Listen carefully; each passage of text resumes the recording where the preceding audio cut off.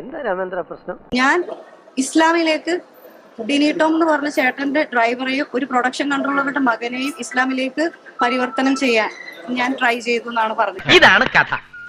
പിന്നെ അവിഹിത കഥകളുടെ ഘോഷയാത്ര. എന്ത് മനുഷ്യനാണ് അവൻ? എനിക്കിതൊന്നും മറുപടി പറയാൻ അറിയാൻ വേണ്ടല്ല, പക്ഷെ ഇത്തിരി സംസ്കാരം ഉണ്ടായി പോയി. എനിക്കെതിരെ മറ്റൊരു വനിതാ എക്സിക്യൂട്ടീവ് അംഗം തൃപ്പൂണിത്തുറ പോലീസ് സ്റ്റേഷനിൽ ഒരു വ്യാജ പരാതി കൊടുത്തു. ഞാൻ കടിച്ചു പിടിച്ചോട്ടെ നിൽക്കണം. നീ ശ്വാസം വിട്. അന്ന് ഞാൻ മാക്സിമം എക്സിക്യൂട്ടീവ് കമ്മിറ്റിയുടെ ഗ്രൂപ്പിൽ ഞാൻ പറഞ്ഞതാണ്, ഞാൻ പരാതി അയച്ചതാണ്. എനിക്ക് പേടിയാവുന്നളിയാ, എനിക്ക് നാട്ടിൽ നിൽക്കാൻ തന്നെ പേടിയാ. ഡിനി ടോം ചേട്ടൻ ഗ്രൂപ്പിൽ വന്ന് മെസ്സേജ് ഇട്ടത് ഇങ്ങനെയുള്ള ഊള കേസ് ഒന്നും എടുക്കാൻ പറ്റൂല. ഞാനൊരു കളിതമാശ പറഞ്ഞല്ലേ. എന്താ ജയ്സ ഇത്? എല്ലാ പ്രശ്നത്തിലും നീ ഉണ്ടല്ലോ.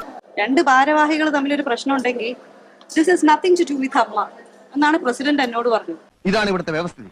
V are living in a very cruel society. ഏതായാലും നനഞ്ഞു, ഇനി കുളിച്ചു കയറുക. വേറെ ആരോ പുള്ളിക്കാരത്ത് പറഞ്ഞു കൊടുത്തു. ശുദ്ധഹൃദയനായ എന്റെ പരിശുദ്ധിയെ സംശയിക്കാന്ന് പറഞ്ഞാൽ എന്നെ മനഃപൂർവ്വം കരിവാരിത്തേക്കാൻ കുറച്ച് ആൾക്കാർ ഇറങ്ങിയിരിക്കുകയാണ്. നീനാക്കുറിപ്പ് പറഞ്ഞെന്നാണ് പറഞ്ഞത്. അതങ്ങനെ പറയരുതല്ലോ, നേരിട്ട് കേട്ടാലേ പറയാൻ പാടുള്ളൂ, അല്ലെങ്കിൽ അതോറിറ്റീസിനെ ഏൽപ്പിക്കണം.